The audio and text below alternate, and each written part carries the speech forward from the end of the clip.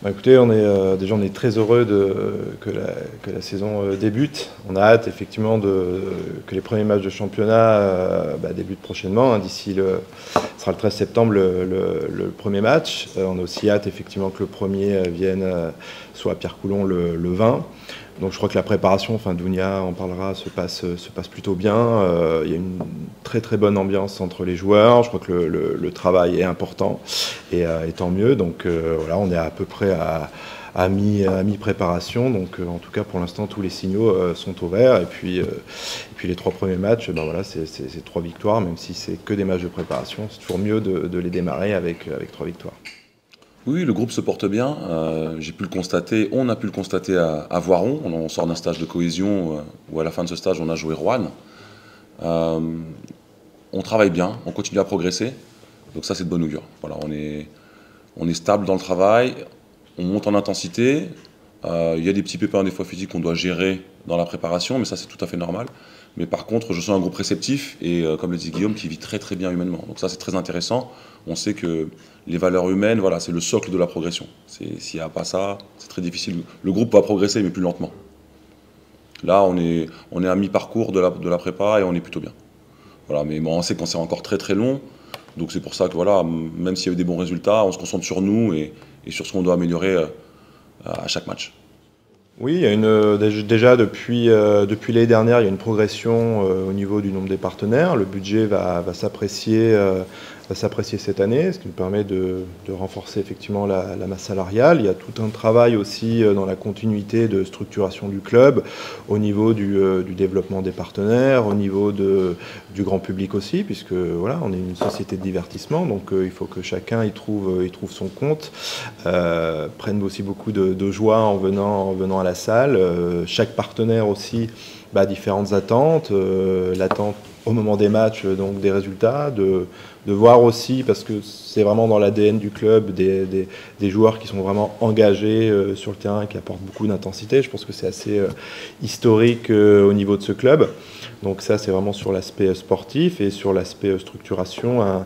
Un directeur général va rejoindre le club à compter de la semaine prochaine, notamment pour toute la partie support, administratif, financière et développement commercial. Ça, c'est pour la partie structuration. Sur la partie sportive, c'est Dounia qui est le patron du sportif. Et donc là, l'équipe elle est bien constituée.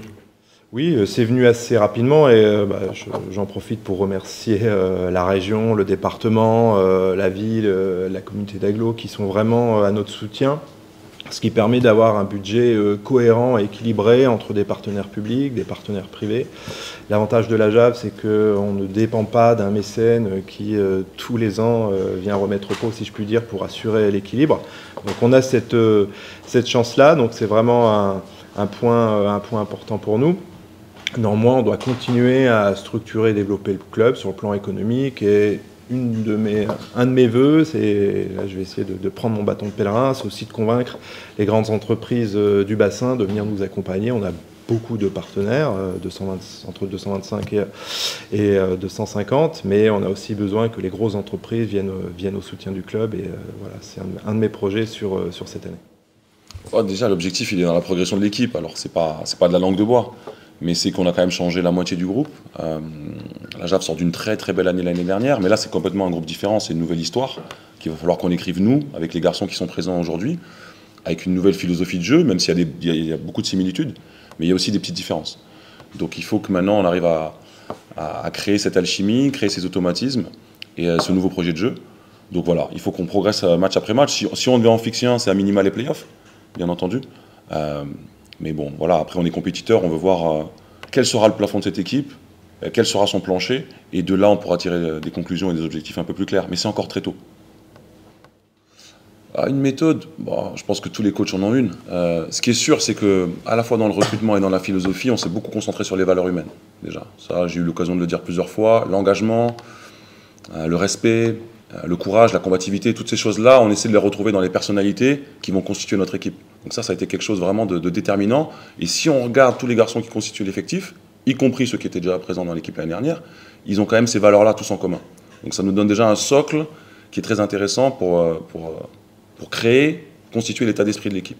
Derrière ça, maintenant dans le basket, on veut une équipe Une équipe qui joue un basket moderne, quand je dis un basket moderne, c'est que maintenant, c'est fini, je trouve, cette époque où il y avait des entraîneurs qui étaient plutôt défensifs ou plutôt offensifs. Maintenant, je pense qu'on doit se projeter vers un basket total où on joue avec beaucoup d'intensité des deux côtés du terrain. Donc nous, ce qu'on essaye de faire, c'est d'avoir une grosse pression défensive. On veut un basket de contact, de contestation, en défense notamment, pour récupérer des ballons et se projeter vite dans le jeu d'attaque. Avec du surnombre et de la relance, mais si on n'a pas, garder ces avantages, les agrandir pour obtenir des paniers faciles. Et si on l'a pas, derrière, on a toute une gamme de jeux demi-terrain. Mais l'idée, c'est que voilà, les garçons, le public puissent prendre du plaisir avec un jeu qui est agréable à voir, et avec de l'engagement et de la défense physique. Voilà. Donc, après, sans rentrer dans trop de termes techniques, mais l'idée, c'est voilà, d'abord des valeurs humaines, derrière de la défense et de la pression pour nourrir le jeu d'attaque, le jeu de transition. Ce serait ça notre philosophie.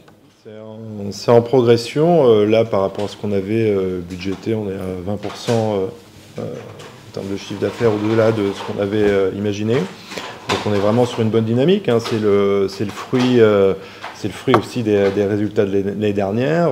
C'est aussi le fait qu'on a la chance dans l'Allier et à Vichy d'avoir un club de sport professionnel collectif. Et c'est le seul et qui attire beaucoup de monde. On espère que la salle sera un maximum à guichet fermé tout au long de l'année. Donc on est vraiment sur une bonne dynamique. Une bonne dynamique sportive, une bonne dynamique dans la préparation et on espère une bonne dynamique dès le 13 septembre à Pau parce qu'on débute, c'est quand même top chez un gros du championnat, en tout cas sur le papier. Donc voilà, et on ira pour gagner bien sûr. Oui, le lien avec le centre de formation, il est fort. Dès le début, on a été en relation très tôt, quand j'ai signé à Vichy avec Dominique et avec Charles-Henri Bronchard pour échanger sur les différents potentiels du club. On a pu re-signer Kylian Castin-Otto, qui était une vraie satisfaction pour le club. C'est un jeune sur qui on compte beaucoup, c'est un poste 3-2, qui va être totalement avec nous, toujours avec les jeunes aussi, mais qui va être quand même très souvent à l'entraînement des professionnels. La relation avec Dominique, elle est simple. L'idée, c'est qu'on arrive à développer les jeunes et que s'ils ont le niveau et qu'on estime qu'ils sont compétitifs, ils puissent intégrer au plus vite possible l'équipe professionnelle. Donc c'est pour ça que sur la préparation, on a un grand nombre de jeunes joueurs qui sont totalement intégrés avec nous, un peu moins peut-être avec Dominique, mais parce qu'on sait que voilà, l'intérêt c'est ça, c'est d'arriver à avoir une fenêtre pour ces jeunes-là, pour les faire progresser et les mettre en valeur, si bien sûr ils ont le niveau et qu'ils avancent vite. Donc non, on veut mettre en valeur ces gamins-là, continuer à les faire progresser. Et donc ça c'est vraiment dans le projet, c'était une des volontés fortes de Guillaume quand on s'était vu sur l'entretien. Et moi j'ai cette fibre-là, j'ai été adjoint avec les U20 France pendant des années avec Jean-Aimé Toupane. À Pont-de-Chéruy, je sors de 3 années où on a fait de la post-formation, pendant 3 ans on a eu l'équipe la plus jeune de National 1 hors INSEP. Je pense que cette année on a encore une des équipes, malgré nos deux vétérans, Seb et Cédric, on a encore une des équipes les plus jeunes du championnat. Je ne pense pas qu'on est la plus jeune, je pense que Poitiers doit être la plus jeune, mais on ne doit pas être loin, malgré deux trentenaires, parce qu'on a quand même beaucoup de jeunes joueurs. Effectivement, déjà, nous avons reconfiguré l'espace loge où effectivement des sièges cinéma vont remplacer la partie loge, ce qui va donner effectivement plus de confort à nos partenaires. On veut aussi améliorer toute la partie réceptive, que ce soit dans l'accueil notamment, enfin voilà, tous ces points d'amélioration.